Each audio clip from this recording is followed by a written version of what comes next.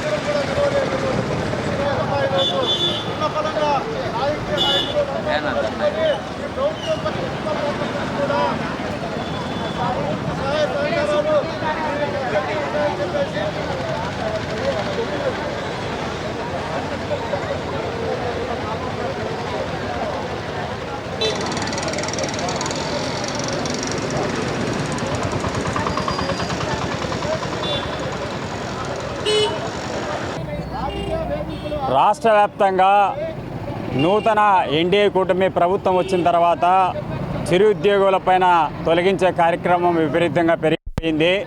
ఈ విషయాన్ని మనమందరం కూడా పరిశీలించాల్సిన అవసరం కూడా ఉన్నది. 18 సంవత్సరాలు ఏ వ్యక్తికైనా ఓటు హక్కు ఉంటుందో వారికి నచ్చిన వారికి ఓటు వేసుకోవచ్చు. మీరు గతంలో మా ప్రభుత్వానికి పనిచేయలేదు కాబట్టి ఇప్పుడు మీరందరూ కూడా అక్కర్లేదనే పేరు చెప్పి ఉద్యోగాలందరూ కూడా తొలగిస్తున్నారు. ఇప్పటికీ రాష్ట్ర వ్యాప్తంగా 1682 మందిని తొలగించినారు. దాదాపు 72 మంది ఆత్మహత్యలు ప్రయత్నం చేయడం జరిగింది. ఈ అధికారుల వేధింపులు ఏ విధంగా ఉంటాయంటే, స్థానికంగా ఉండే నాయకుడు వెళ్ళి నువ్వు ఉద్యోగానికి రాజీనామా చేస్తావా లేదా అనేది చూస్తే వాళ్ళు బెదిరింపులకు భయపడి చేస్తున్నారు. మొన్న మన అన్నమయ్య జిల్లాలో రాయచోటిలో కూడా ఒక అంగన్వాడీ ఉద్యోగి సంబంధించి కూడా ఆత్మహత్య ప్రయత్నం చేసుకుని ఆమె హాస్పిటల్ పాలై ఉంది. ఒకవైపునేమో మాది ప్రజాప్రభుత్వం, కార్మికులకు కర్షకులకు మేలు చేయడానికి మా ప్రభుత్వం అని చెప్తున్నారు. ఎక్కడ కూడా మేలు చేయకుండా ఇబ్బంది పెట్టే క్రమంలో ఉంది. లోకేష్ బాబు రెడ్ బుక్లో ఉద్యోగం తొలగించడం కోసం ఉన్నాడా, ఉద్యోగుల యొక్క ఉద్యోగ భద్రత కోసం ఉన్నాడా అనేది కూడా ఈరోజు ఈ రాష్ట్ర ప్రభుత్వాన్ని కూటమిని మేము అడగదలుచుకున్నాం. రెండోది, రాష్ట్ర వ్యాప్తంగా ఫీల్డ్ అసిస్టెంట్ను, ఐకేపీ యానిమేటర్లను, ఆర్పీలను కూడా తొలగిస్తున్నారు. అనేక సోషల్ ఆడిట్ పేరు పెట్టి మరొకటి పేరు పెట్టి. ఇది చాలా దారుణం. ఇవాళ మరణించిన కుటుంబాలందరూ కూడా ఎక్స్గ్రేషియా ఇవ్వాలని మేము అడుగుతున్నాం.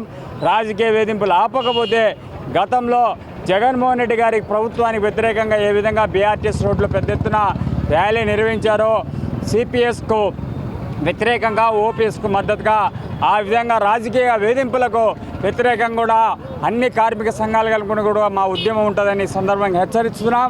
ఈ ప్రభుత్వం దృష్టి కూడా తీసుకుపోయాం.